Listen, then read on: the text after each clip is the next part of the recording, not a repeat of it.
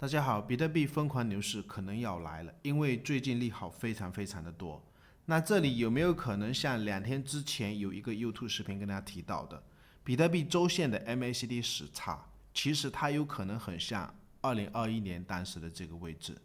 那如果从形态学上面来观察，我们应该如何判断？等下来分享一些观点。国语很烂，感谢点赞，或者新粉丝也可以加入我们 Discord 交易群。另外，如果你正在考虑交易加密货币，我个人是选择使用 OKX 交易所，它是全球最大的加密货币交易所之一。视频下方有我的 OKX 邀请注册链接，现货合约交易手续费永久返佣20%。我们先来看一下2天之前的这个视频，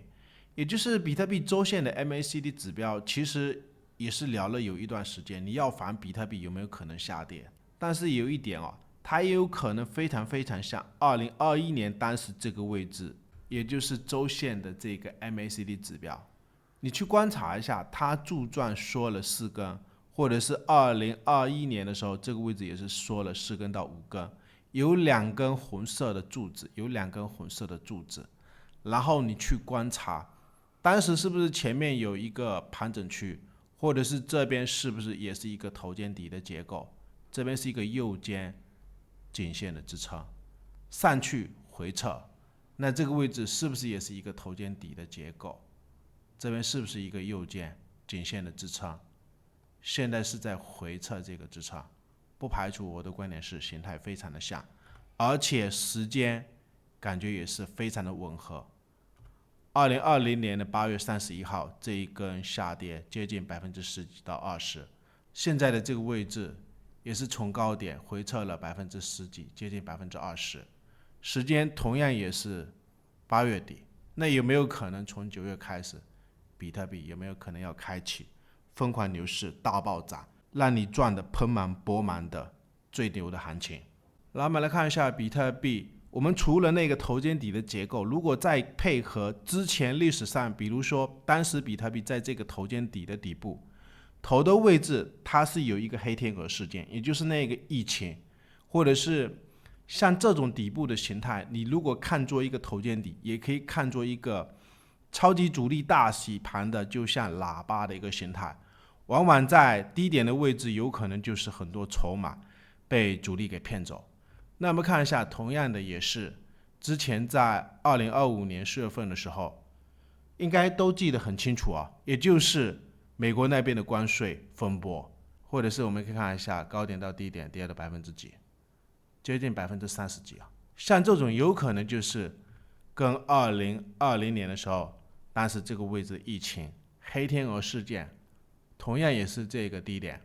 就是主力或者是刻意制造出来的一些危机，让散户把筹码乖乖的交到这个位置，这个位置也是同样，散户就是这种扩散三角，或者是到时候再走了一个就是很重要的一个颈线或者是平行的一个压力位，早就已经被突破，前面的这个高点已经被突破，也是同样前面的这个高点被突破，但是后面继续洗盘洗回来，你可以看一下它这个低点也是同样比前面的几个高点是略微低一点，然后慢慢开始涨上来，最终开始爆发。然后我们来看一下，我们配合一些利好的消息，或者是接下来要发生的事件。相信第一件事，美联储降息9月17号或者是9月18号，应该大家都在看，这个是板上钉钉的事件，肯定是要降息那我们看一下第二个利好，持有100枚以上比特币钱包地址是达到历史最高水平超级巨鲸目前是以前所未有的速度在购买。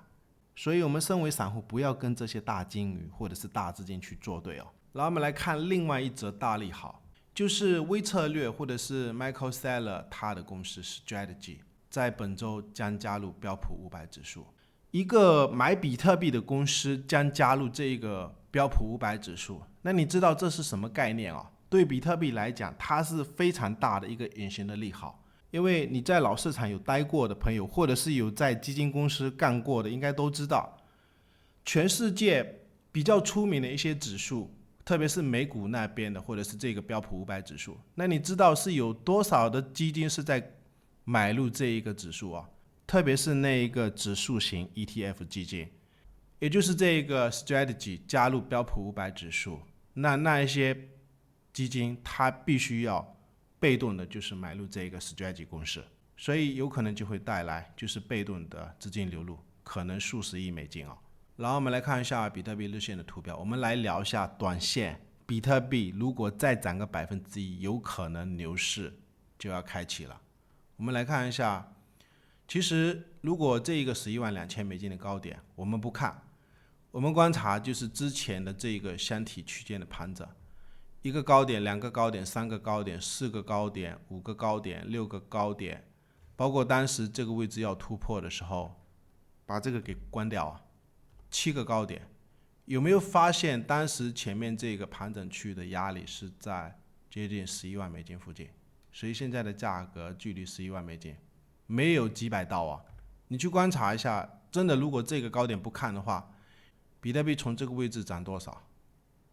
？1%，是不是代表牛市就回归了？然后我们来看一下狗狗币日线的图表，这一次0.11也是拆了好几次啊，包括交易群上面前几天在做的时候，我个人也是有止损的一部分，不过后面也是继续在做多。那短线我们观察一下狗狗币，不然还是看这个收敛三角，也就是3个高点的位置，